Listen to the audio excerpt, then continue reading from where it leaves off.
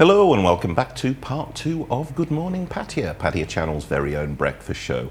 And this being part 2, we're going to have a look at some more of the best of the web. And to help me do so is my main man, Mr. Jason Rupp again. What's up, Nick? Handsome man, looking good today. You're not as good as you. Oh, thank you. I try, but I gotta get some new gel. I gotta replace some that. gel. Yeah. Get that spiky looking look. It just keeps it exciting for TV. Well, today's episode is all about epic fails, about things that don't really go quite right. Those are always fun to see. They are. There's nothing like reveling in other people's misery that could give me a good laugh. Yeah, you can feel the pain. I could really feel like identify with that sometimes. Exactly. So we have all types of mayhem coming up today. Ooh, I can't wait to see. We're going to start off in Russia, and as you probably know, Russians like a bit of a drink. And they do like a bit of a drink. I can't keep up with them. No, especially when it's cheap vodka, then then that's hard. And you probably like a bit of a drink as much as I do. And, yeah, I like a cocktail. Yeah, you ever have trouble getting home after a night out drinking? No, I haven't experienced that. No, well, believe me, I haven't either. But this guy on our first clip certainly was struggling to get home after a good session.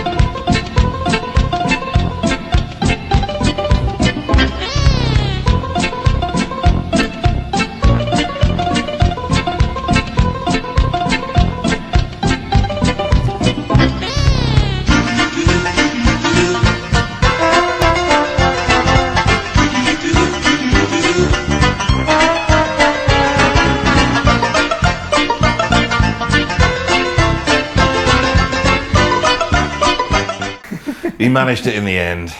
That was great. That was.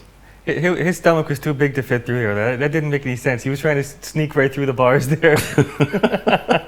But you gotta love him for trying, though, at least. He tried so hard. I wonder how much he drank that night. Oh, believe me, I know what it's like out in the suburbs of Russia. There's not a lot to do apart from drink yourself stupid. Oh, that must be why. Oh yeah, there's some serious alcohol problems. I mean, the life expectancy in Russia, it's really not that long compared to the West, and it's mostly because the guys killing themselves with alcoholic poisoning. Well, you know, if the vodka tastes really good, then that's great. But a lot of times the vodka just doesn't have any taste at all. The cheap stuff, you know? Yeah. I mean, there's been a lot of problems actually with because they don't even buy real stuff. There's like fake stuff that's distilled. And I was watching a documentary on it, and there's some of them just kills people. There's batches that just kill people. That reminds me of my open bar sickness from Bali. Oh yeah. It must have been spiked with their local arak. Oh really? Bad stuff, was it? It was sort of like rubbing alcohol mixed with Kool-Aid, and it was open bar on that stuff. And I can't believe I actually drank that stuff. And can't believe you're still alive. And passed out in my hotel room, which was good. Well, at least you managed to get back there. I can imagine if you'd done it somewhere on the way back, then your valuables would have gone, I would imagine.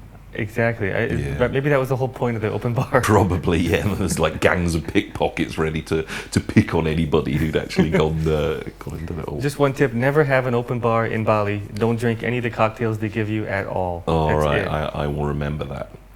So we've gone from some of the poorest people, like Rayoniki in Russian, and now we're going to the opposite end of the demographic scale for our next epic fail. Another documentary I was watching was about how you get these very incredibly stupidly rich playboys from the Middle East. You know, their dad's earning billions and billions. And so what they like to do every summer is come to London and drive around in their supercars, super ultra mega cars, at ridiculously high speed around the very narrow streets of Kensington and Knightsbridge and Chelsea. And, well, sure enough, this is an accident waiting to happen. And sure enough, it did.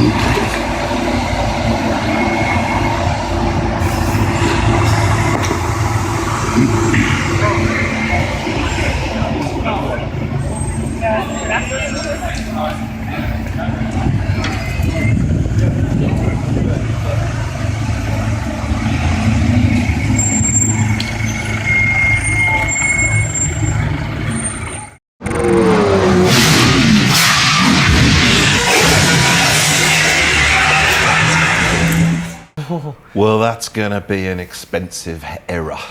Oh man, he felt bad, but amazing somebody caught that on camera. Yeah. That's really great. Well, there are a lot of we can see that. Well, there are a lot of car spotters in the UK who go down to these areas to the summer because they know that there are going to be a lot of people driving around in these. So I guess it wasn't that unusual because they were just like following them around. What was unusual was the guy crashed.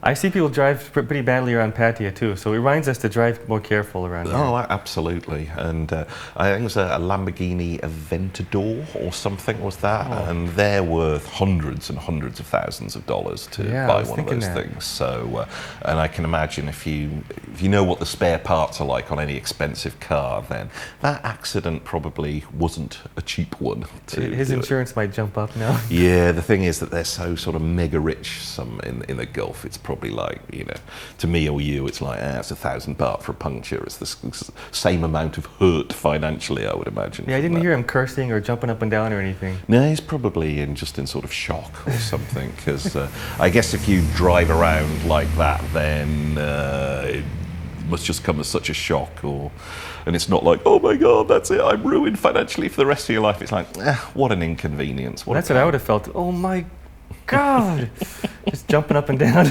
like a madman. What are you doing? You should have stayed there. You should have been parked over there. Exactly, because this is the problem with incredibly rich people. I can say this because I'm far from being incredibly rich, but they do get this sort of arrogance. It's like they think their money can buy them sort of privilege and a better position in the world. So a lot of them tend to be very arrogant people and expect everything to go their way, like this guy in the Mercedes in this video. Ooh.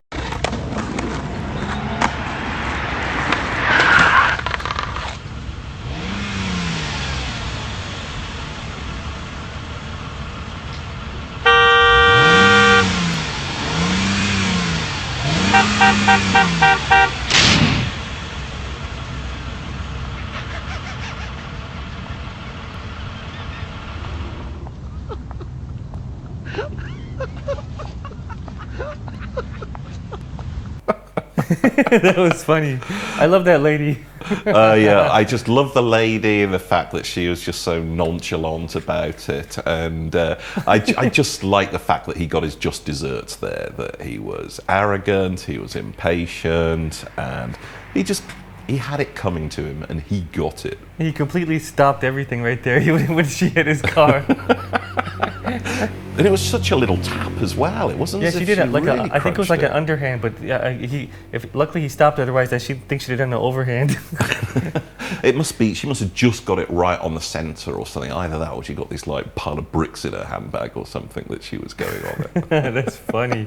That's funny. You know, sometimes I hit the horn on my motorcycle accidentally, and I feel really bad when people look at me. Then Yeah, because in Thailand they don't use horns, because in a lot of parts of the world, I know, anywhere in the Mediterranean, I remember when I went on my first Spanish holiday, this was just like amazing to me, because there's this like dawn chorus of people honking on their horns. Yeah. And also in Egypt, it's just insane. It's just there non-stop. too. People just sort of get in their cars, and the first thing they do is like honk, honk, honk, honk, honk, honk, honk. It's just amazing. But actually, I worked out, it's actually a secret code for Egyptian drivers.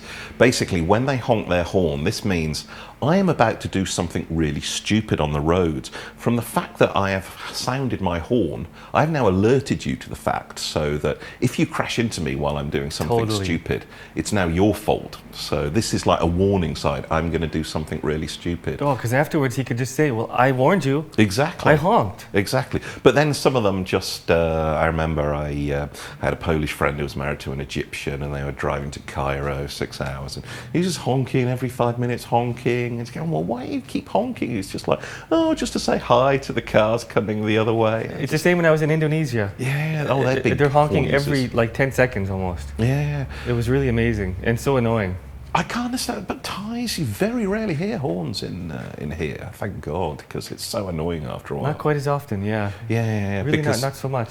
You know, they like to be a little more polite with their lights. Yeah. They use the lights more, don't they? Yeah, that's much better than the horns. But as I say, same in England. I mean, the horn is something got to be pretty serious for you to use the horn. Otherwise, somebody will be Like someone's reversing into the side of your car. That's us polite English would finally think that it's time to warn somebody on that. But afterwards, after it's already done. Exactly. Oh, that's for you. Because you did that. And Americans, what do you like with your horns?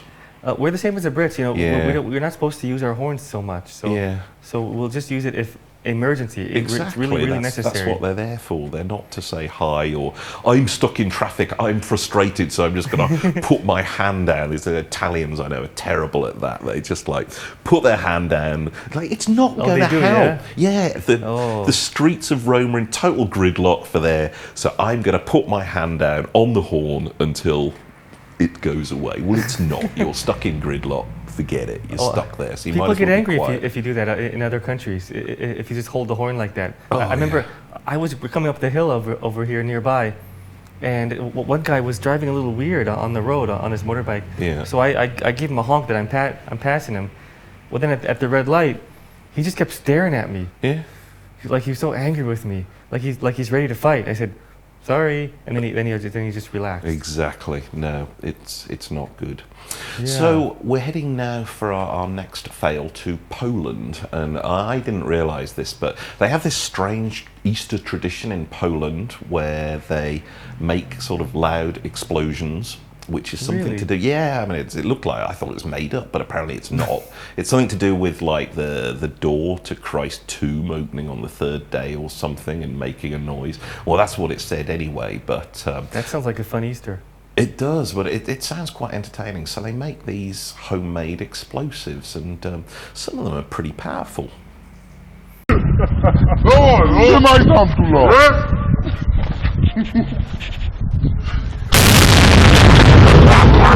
That was pretty staggering. That's crazy. He could have blown his leg off there. Oh, he could. It's like that's supposed to be some Easter celebration. It's like some Al Qaeda training camp or something. That didn't make any sense. It didn't feel like my kind of Easter with Easter eggs. Not at all. No, you Americans, you do your own epic fails when it comes to dangerous selfies like this last one that we're going to see.